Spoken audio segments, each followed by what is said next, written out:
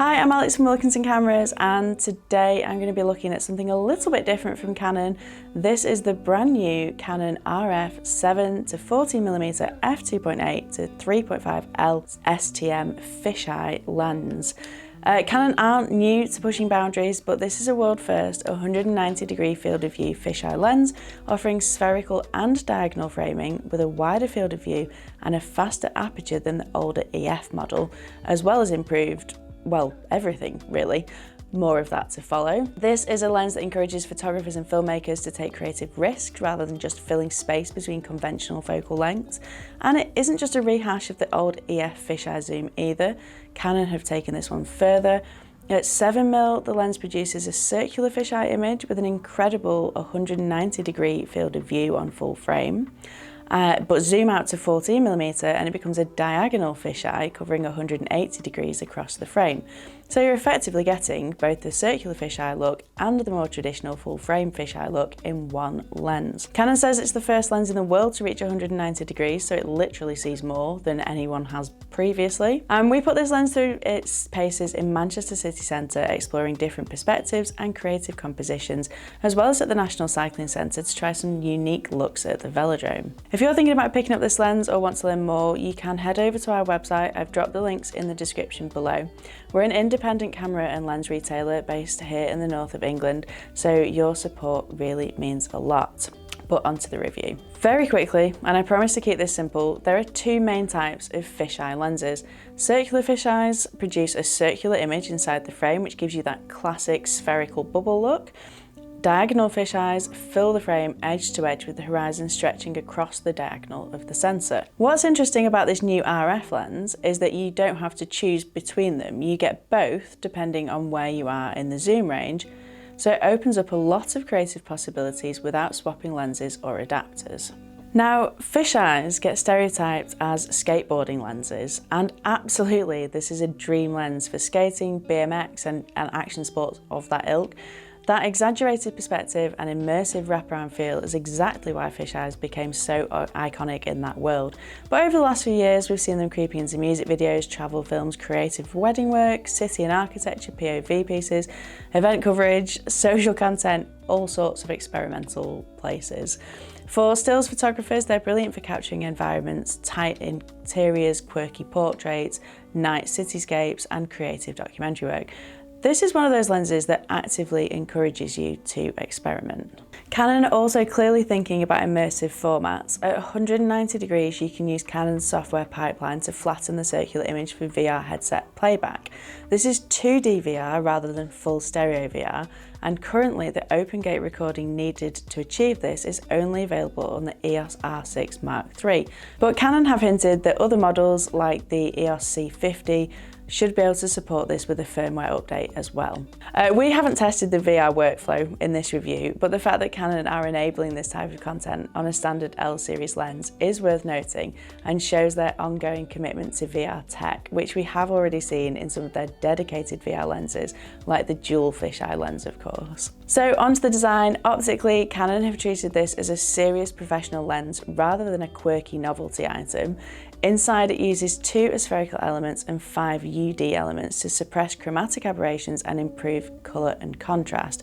ASC coatings are used on multiple surfaces to keep flare and ghosting under control, and Canon have improved image quality compared to the older EF 8 to 15mm fisheye zoom as well. One of the most interesting specs for us is the close focusing ability. This lens focuses down to around 15cm with up to 0.35 times magnification, which means you can get right up to a subject while still showing a full environment around it. Whether you're shooting the nose of a skateboard, the hands of a musician, food and drink products, or just experimenting with objects on a table, it produces a really unique and fun perspective. But if you're not paying attention, you will end up bumping the front of the lens into whatever you're shooting, so do be careful. You can't put a filter onto the front to protect that front element, and it is easy to get too close. You can use the provided lens hood, but that does restrict a lot of your view at 7mm, and in reality, I ended up not using this at all. The lens has a variable aperture of f2.8 to 3.5, which gives solid low light performance throughout the zoom range, and this really came into its own once the sun went down.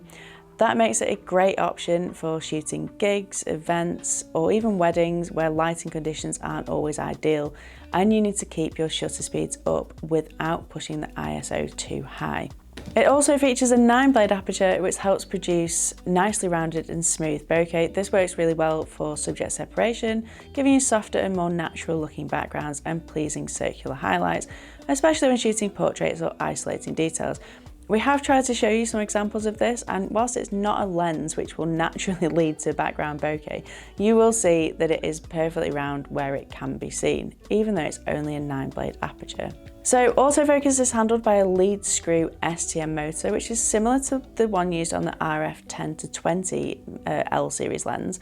It's supported by a lens position detection sensor for a faster startup and more responsive autofocus, which is particularly noticeable in video. The focus is fast, quiet and smooth, and Canon have optically reduced focus breathing as well. Focus breathing is something that becomes very obvious when you're this wide because any slight magnification change is exaggerated, so the fact that Canon tackled it optically means video pull focus looks more controlled and intentional. Liv and I were genuinely surprised by just how fast and accurate the autofocus is, even when focusing right up against the front element. The other surprise is the size and weight. For a lens this wide and this fast, it's extremely compact. It comes in at just 476 grams, which makes it lighter than the older EF fisheye zoom, which was around 540 grams. And of course, it doesn't feature the same wide aperture. It feels great on the R6 Mark III, and it's light enough for gimbal setups, cage rigs, or FPV style mounting. And being an L series lens, it brings the build quality and weather sealing that you'd expect for professional use. Due to the shape and the size of the front element, you can't use a screw-on filter, but this lens also accepts rear drop-in filters. It ships with a clear filter installed, and if you want to use a variable ND or a circular polarizer, you can use Canon's drop-in filter A system, which are the same filters that are used on the Canon EF EOS R with drop-in filter adapter. For video shooters, that's extremely useful because you can control exposure outdoors without touching shutter angles or shutter speeds. As I've briefly mentioned already, optical design is carefully considered as well. Inside the lens, you've got a mix of 2 aspherical elements and 5 UD elements working together to suppress aberrations, enhance colour and contrast, and keep image quality high across the frame. Fisheye lenses naturally bend straight lines, but they don't need to smear colours or soften the edges, and Canon have done a good job of ensuring this is a high resolution lens first and a creative fisheye second. Coatings have also played a big role here, and Canon have used ASC coatings on multiple surfaces to cut down on flare and ghosting, which is hugely important when you're capturing such a wide field of view or where light sources are often in or just outside the frame. The result is a cleaner, more contrast-rich image, even in tricky lighting. One thing to note is that at 7mm, you do get blue fringing around the edge of the image, which is very distracting. I found a very quick way to edit this out in Lightroom, so I wasn't too worried about it, and it does feel unavoidable given the type of lens. Despite not using the lens hood, I didn't encounter any other optical issues, and the images are very sharp with no noticeable aberrations outside of this outer fringe. Externally, the lens features a control ring, a zoom ring, a focus ring, along with a function button on the side for quick customization. You also get an AF/MF switch plus a limit/C switch, which is handy if you're using the lens on APS-C cameras to achieve a diagonal fisheye effect. There's also the rear drop-in filter, as mentioned earlier. Inside the box, you'll find the front lens cap and lens hood, which is the EW76 lens hood. Honestly, you can't really use this hood during shooting, and its main purpose seems to be for protection during storage and to clip the lens cap onto. There's also a lens case or pouch included, which is perfect for keeping your lens safe and protected when you're on the move. After taking the RF 7-14mm f2.8-3.5L lens out and about, it's exactly the kind of lens that forces you to think outside of the box. It's creative and it's immersive, and it forces you to make different compositional decisions. That alone makes it very refreshing. Going from 14mm to 7mm is almost disorientating the first time you do it, because it really does change how you read the space around you. The circular image at 7mm is a fantastic tool for experimental storytelling and creative images, and it really forces you to think about what you want to achieve. Interiors and tight locations feel far bigger than they are, and city environments develop a chaotic wraparound effect that's just fun to work with. At 14mm, things got a bit less fun for me personally, and I would really struggle to want to use this lens at that focal length. Now, I was also testing the 14mm VCM lens the same day, and this is straight, distortion-free, and a gorgeous wide-angle lens. The fisheye at 14mm is, well, as you'd expect, is very warped, and it only lends itself to a handful of applications as a result, versus 7mm, which is really fun because it's spherical and it's just different. Image quality has been very strong for a fisheye particularly, and as you would expect with an L series lens. Center sharpness is excellent and the edges hold up noticeably better than expected for something that covers this extreme angle. Autofocus is quick and silent. On the R6 Mark III, tracking was stable and transitions were smooth enough that it didn't call attention to itself, which is exactly what you'd want for video. And because the breathing has been suppressed optically, focus pulls don't distort the frame in distracting ways.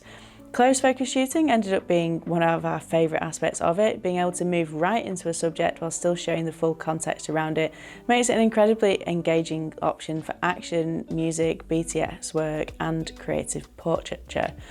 Overall, actually shooting with this lens confirmed what Canon are aiming for here. This isn't a one-trick novelty lens, it's genuinely a capable creative tool for professionals, and I really enjoyed using it, which I didn't think was going to be the case. I thought I was going to hate such a wide and kind of weird lens option, but it gives still shooters an expressive perspective and it gives filmmakers a huge amount of freedom to capture environments in a way that feels immersive and intentional.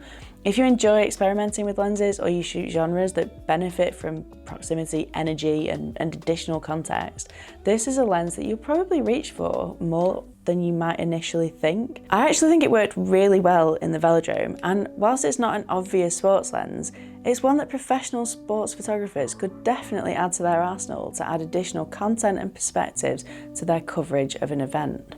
So onto the price. This lens launched at $1,719, and I've got to be honest here, it's hard to justify such a price for a lens which is a bit more novelty. It's much more of a nice to have rather than a need to have, but I can't argue with the quality of it. And I like that Canon do push the boundaries on lenses every now and again.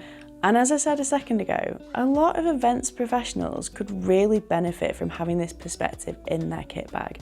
And who knows, maybe in the future we'll see some similar tech trickle down to a more mass market option. What do you think? Is this a must-have for you? What would you shoot with it? Let me know in the comments. And if you'd like to find out more or place an order, then please check out the links below for pricing, any current promotions and availability. And if you're in the UK, of course you can order directly through us here at Wilkinson Cameras. And again, please let us know in the comments what you'd use this lens for, what you think of it.